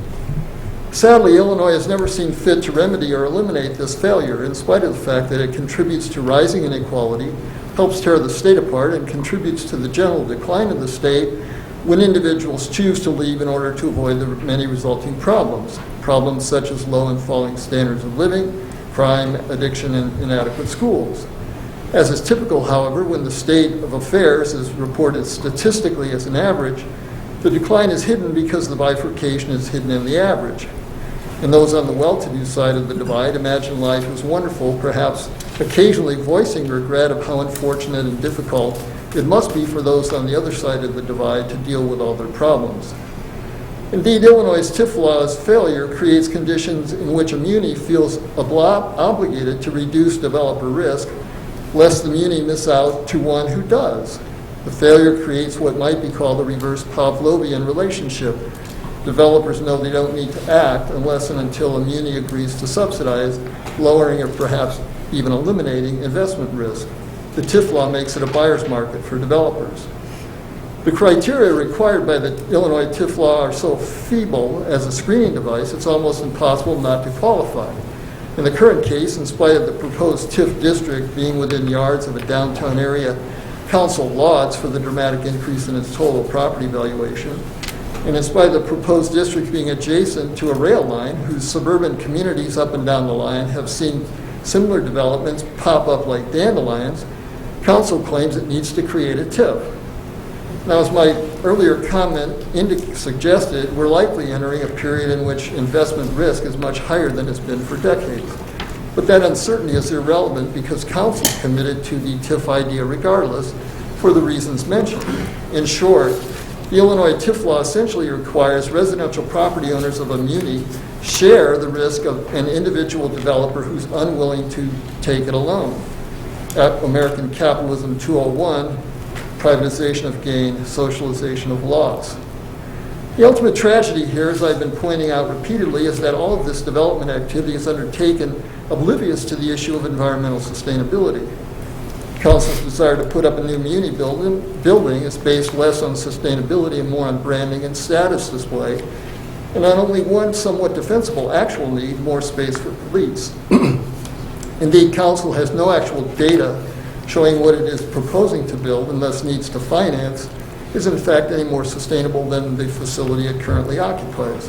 For one notable example, even if the projections of using less energy in a new facility compared to current usage should prove true, that is not the same as sustainable if one used the proper definition, which of course Council does not. Furthermore, any claim of an interest in sustainability after Council and D58's failure to arrive at a solution that kept the Longfellow property in public hands, saving both the building and the trees and maintaining the integrity of the neighborhood, is hypocrisy.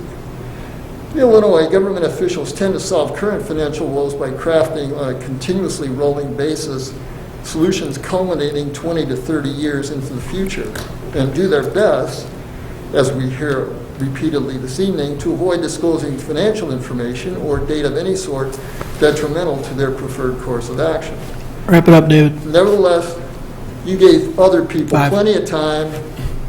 Allow me to finish. Wrap it up. Nevertheless, I'll say again, with the taxes already committed to 99 and the tax increases 58 is seeking, and the additional revenue council needs to meet pension obligations over the coming 20 years, and who knows what other structural needs, unless council provides scenarios contrasting the ramifications of TIF success to TIF failure within this larger context, taxpayers have no idea what they're in store for. Of course, that's the way things are done in Illinois and Downers Grove, claims of transparency and evidence-based decision-making notwithstanding. American Capitalism 301, maximizing return on private investment by first investing in politicians. Thank you. Comments or questions from the audience concerning these three TIF-related agenda items? Additional comments or questions from council? Greg. Thank you, Mayor. Just like to clear up a little bit of the fake news you just heard. So the TIF district really has nothing to do with private business. The TIF district is a vehicle that we're going to use to ensure that we don't have to, down the road, increase revenue. There's no money shoveling anywhere, especially to private business. The portion of the property that will be sold for private development will be bought by a developer and developed with their money. The idea that we're shoveling money to a private business is completely and totally false. Secondly, you might be mistaking us with a town about 22 miles or so to our east with regard to the rest of your TIF comments. But we've got a couple of TIF districts in this village that have been very successful. It's one of the reasons why we've got the downtown that we've got, that we've heard so many people talk about why they love Downers Grove. And it's why we've had an awful lot of redevelopment on Ogden Avenue. And they are incredibly successful. I'm proud of them. Prior councils are proud of them. And I suspect everybody up here on this dais is proud of them. It's one thing to talk about your opinions about the use of TIF districts. It's another thing to just plain get the facts wrong. So let's try to stick to what's real and keep it at that. Thank you, Mayor. Any other comments or questions from council on the TIF items in front of us? Rich, please.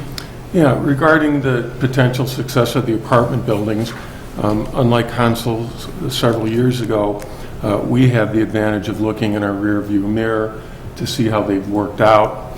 The first one that was the most controversial was Marquis on Maple, and that development brought us the next development of Main and Maple, and that brought other developments in town, including Burlington Station, which is located within literally feet of the railroad tracks. I would contend that living near the railroad tracks is probably the biggest detriment, and that facility filled up very quickly. Matter of fact, by the time they were finished and they put it out to rent, it filled up because people want to move in Downers Grove. They want to live in apartments. They want to walk to the train. They want to walk to the facilities and restaurants and other things that we have within walking distance, and that's why they call it transit-oriented development. So I would say if we had to look at anything that would tell us that we could be successful with this, we could look at our near history. Furthermore, you have experienced and knowledgeable organizations like Opus Development, who has a prominent footprint in history in Downers Grove on the north side of town, is now investing a lot of money, multiple $1 million, on Maple and Washington. So I'm feeling good that this TIF will work out to our benefit. Now the choice is we just tear that up and we can just say we're going to raise your property taxes by so much. But if anyone watches what's going on, people are leaving Illinois in droves because of high property taxes. Now what we do in our village is we keep our property tax necessities near the bottom of DuPage County. And why are we able to do that? We have other revenue streams that help support the things we do. And we don't do a bunch of fancy things. We do police, we do fire, we do EMS, we plow streets, we replace water mains, and we enforce codes, and that's what we do. And it takes money to do those things. And we feel, and I feel strongly, that the TIF is the right way to do that. Any other questions or comments from the council on TIF-related items?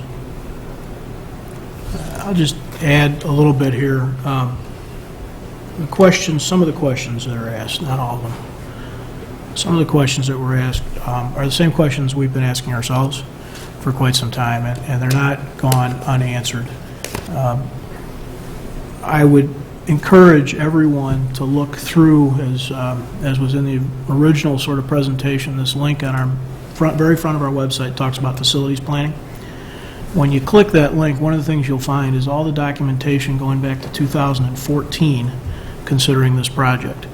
In there are a variety of things, site considerations, some of the stuff Rich was talking about with why fleet is or isn't there. There's TIF modeling, there's financing options, there's a variety of financing models that have been considered going back to that point in time. There is no crystal ball. Let's just get it straight, right? Every TIF district, every person that takes out a mortgage is doing it without the benefit of a crystal ball.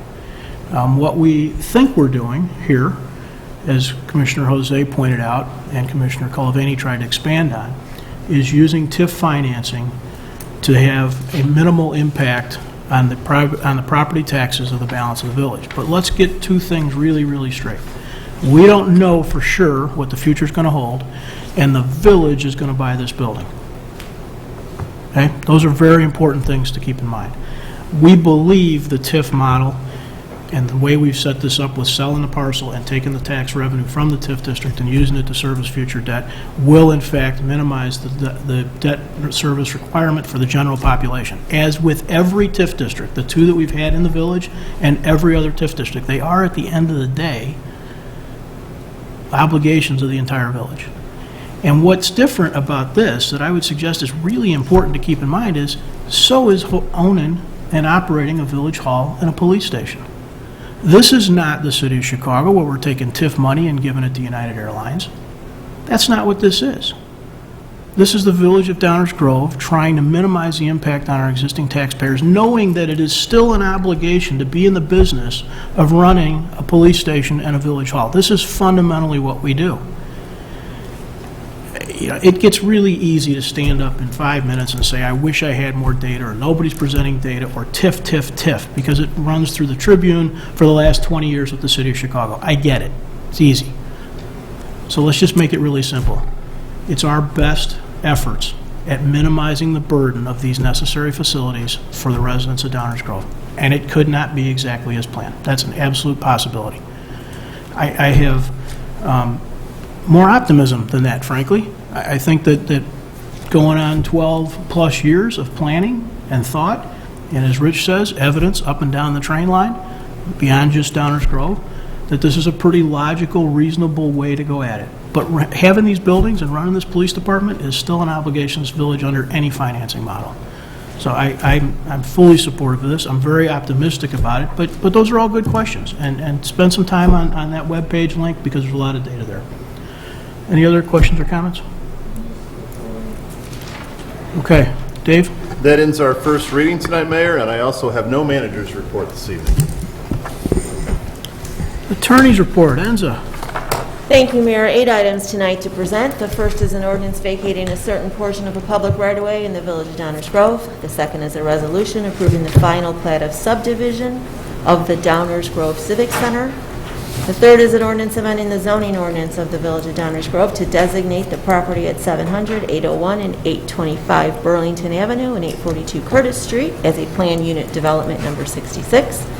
An ordinance rezoning certain property located at 700, 801, and 825 Burlington and 842 Curtis Street. And an ordinance authorizing a special use for the Downers Grove Civic Center to permit the construction of a freestanding wireless telecommunications tower. An ordinance approving a tax increment financing development plan and redevelopment project for the Washington and Curtis Street redevelopment project area.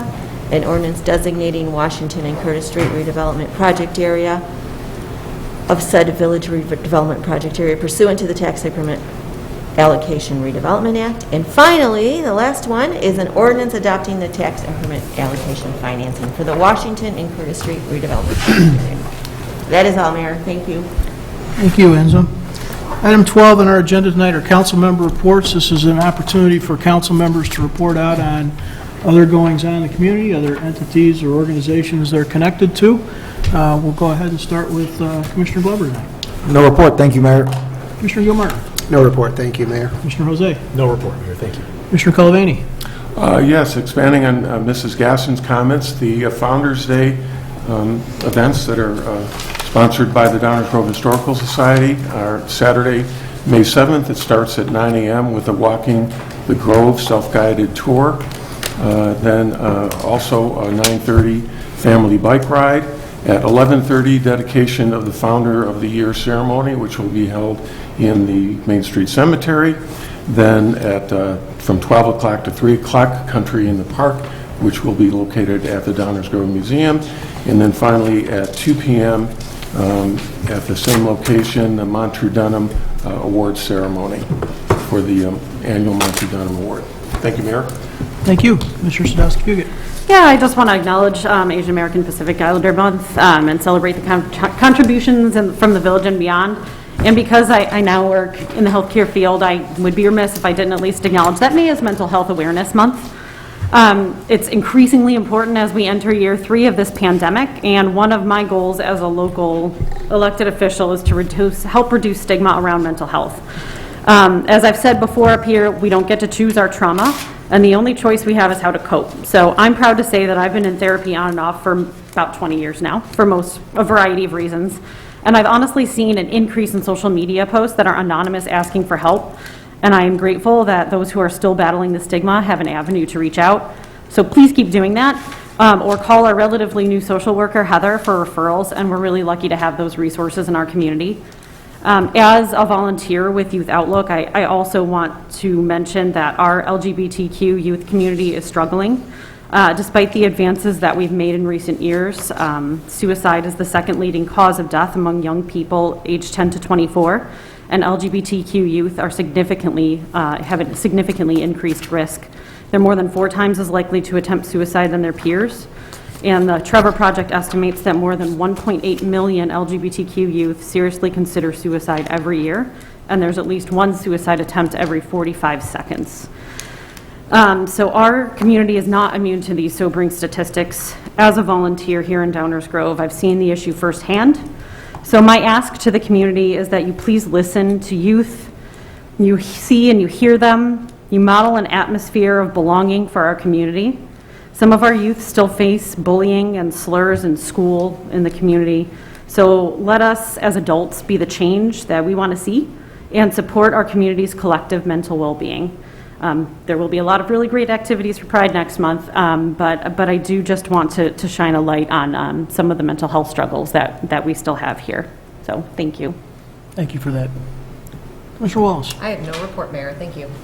All right, and I have no additional reports. Is there a motion to adjourn? Mayor, I move to adjourn. Second. All those in favor say aye. Aye. Opposed? We are adjourned. Thank you all, and good night.